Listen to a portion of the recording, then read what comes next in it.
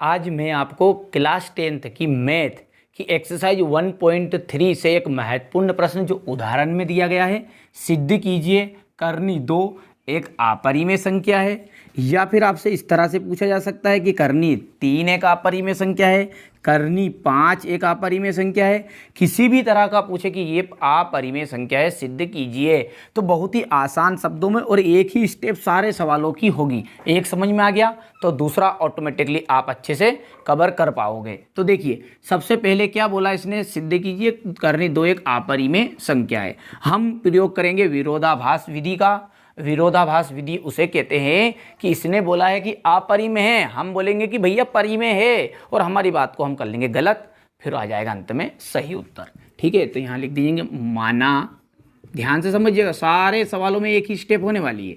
माना कि करनी 2 एक परिमेय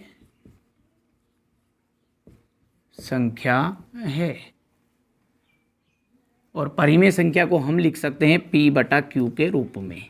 तो P/Q आ गया करनी 2 के बराबर। जहां पर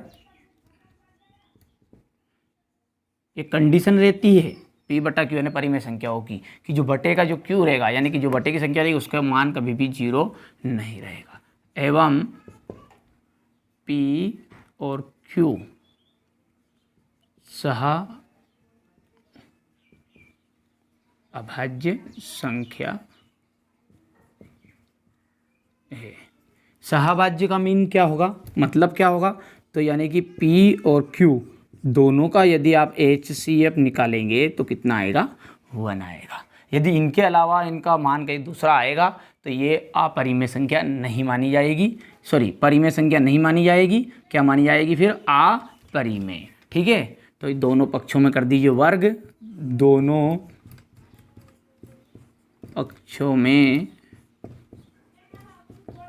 वर्ग करने पर, दोनों पक्षों में जैसे वर्ग करेंगे तो ये आ जाएगा आपका, देखिए करनी 2 की पावर 2 बराबर P/Q का होल स्क्वायर। क्या निकल कर आया है फिर आगे, यहाँ पर 2 और P²/Q²। Q² को 2 की जगह पर ला ली, और P² और बटे में क्या जाएगा आपका 2। ठीक है, अब यहाँ पर ध्यान से देखिए, इसका मतलब ये है कि ये जो 2 है इस P को काट रहा है, इस तरह समझिए। यहाँ पर देखिए ये 10 की घात 2 है और बटे में 2 है, तो ये जो 2 है इस 10 की घात 2 को काटेगा। क्यों, क्योंकि देखिए इसको आगे हल करोगे तो 10 दाम हो गया 100 और बटे में 2 विभाजित हो गया, यानी कि कितनी बार, 50 बार।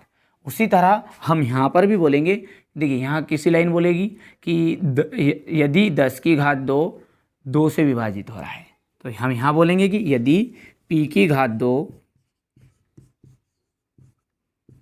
2 से विभाजित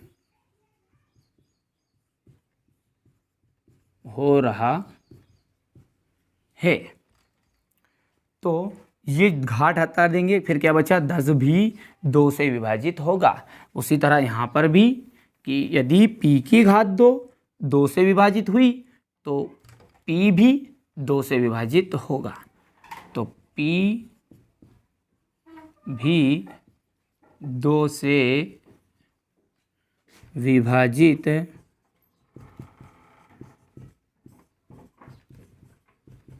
होगा। ठीक है, अब आगे देखिए यहाँ पर ध्यान से, इसका मतलब ये है कि ये P² जो है इस 2 से कट रहा है, कि अब कब कट रहा है कि इसके अंदर मान के चलिए 10 की घात 2 है और 2 है, तो ये 10 की घात 2 इस 2 से कब कटेगा, जब इस 10 के अंदर एक 2 छिपा है। यानी कि इस 10 को हम लिख सकते हैं 2 गुणित 5, तो अंदर से क्या निकला, एक इसमें छिपा हुआ 2, तभी तो इस 2 से कट रहा है। यदि हम बोलेंगे कि 50 की घात 2 बटे में 10, तो यानी कि ये 10 से कटेगा ये 50, तो इस 50 के अंदर क्या छिपा हुआ है, एक 10 छिपा हुआ है। तो उस 10 को कहेंगे, देखिए 10 और गुणित हम लिखेंगे 5, इस तरह से लिख सकते हैं।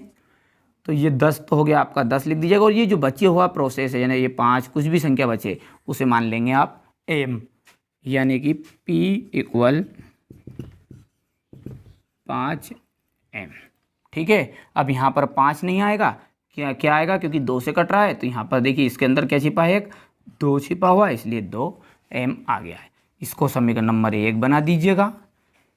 इस P के मान को उठाकर समीकरण नंबर 1 में रख दीजिए। ठीक है, बहुत ही आसान प्रोसेस है। तो देखिए जैसे ही आप यहाँ पर मान रखेंगे तो क्यू स्क्वायर बराबर P की जगह पर आ गया 2m की पावर 2 और बटे में है 2। तो क्यू स्क्वायर इक्वल कितना आया, 2 दूने 4 और ये m स्क्वायर और बटे में 2, 2 से 2 कट गया, 4 कट गया, तो क्या निकल कर आ गया है, यहाँ पर लिख देते हैं Q square equal 2m square. अब यदि मैं इस 2 को इसके बटे में लेकर आऊँगा तो क्या बनेगा, क्यू स्क्वायर बटे 2। वही लाइन रिपीट करना है। P स्क्वायर 2 से विभाजित हो रहा है तो P भी 2 से विभाजित होगा, क्यू स्क्वायर 2 से विभाजित हो रहा है तो Q भी 2 से विभाजित होगा। बहुत ही आसान स्टेप है, ध्यान से देखिए। यदि क्यू स्क्वायर 2 से विभाजित हो रहा है तो Q भी 2 से विभाजित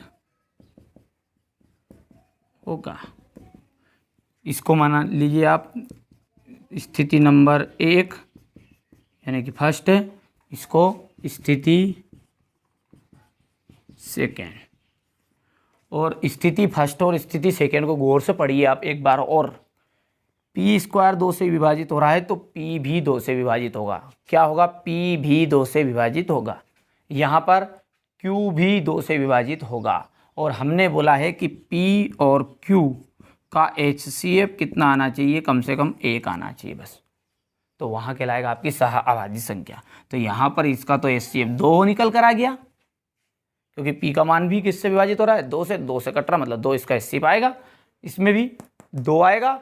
तो बस कुल मिलाकर बात यह है कि स्थिति जो फर्स्ट है और स्थिति सेकेंड, इन दोनों से स्पष्ट हो गया है कि ये जो करनी 2 है ये भैया परिमेय नहीं है, फिर क्या है, अपरिमेय।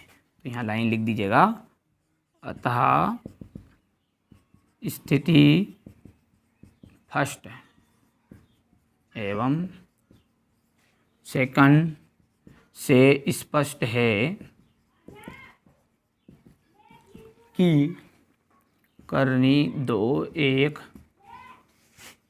अपरिमेय संख्या है।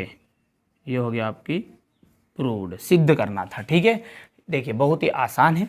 क्या किया है, केवल हमने इनको करनी 2 को क्या माना, पहले परिमेय मानने के बाद में उसे P बटा Q के रूप में लिख दिया, दोनों पक्षों में वर्ग किया तो 2 बाहर निकल आया और P स्क्वायर और Q स्क्वायर बन गया।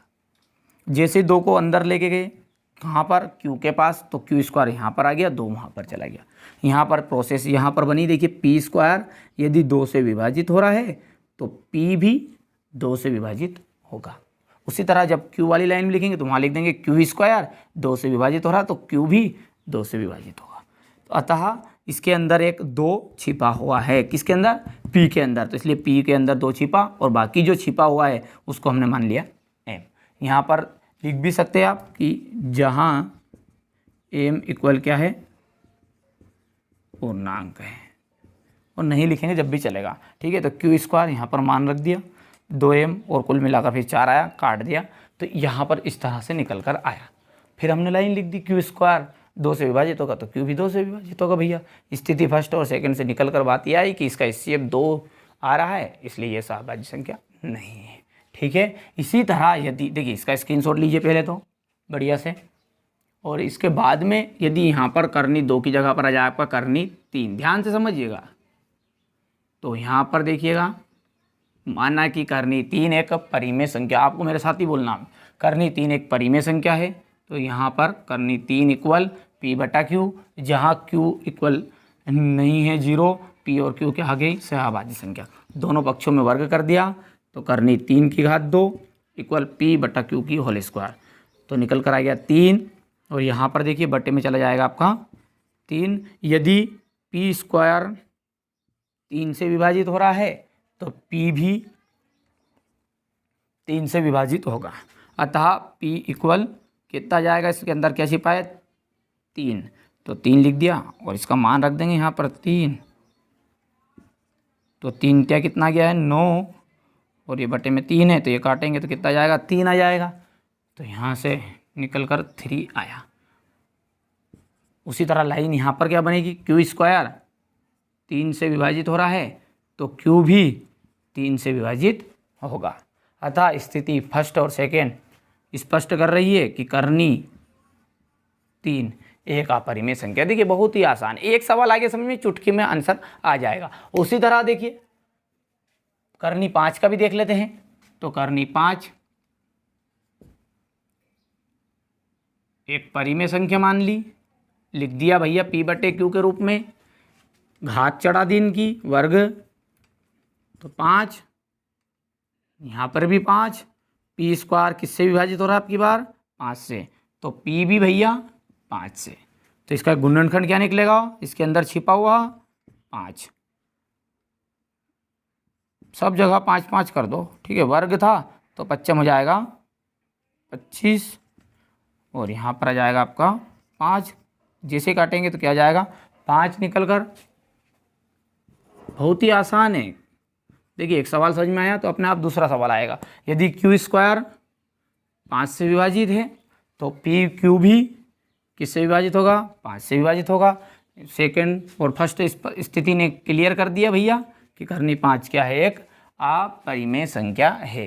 तो आशा करता हूँ बड़ा ही आसान शब्दों में और आसान तरीके से मैंने समझाने का प्रयास भी किया है, आपको ज़रूर समझ में आया होगा। और फिर भी कोई डाउट है तो कमेंट बॉक्स में बेझिझक कमेंट कर दीजिएगा। तो बढ़िया से यहाँ से देखिए इसका स्क्रीनशॉट ले लीजिएगा और अपनी नोट कॉपी में अच्छे से कंप्लीट कर लीजिएगा।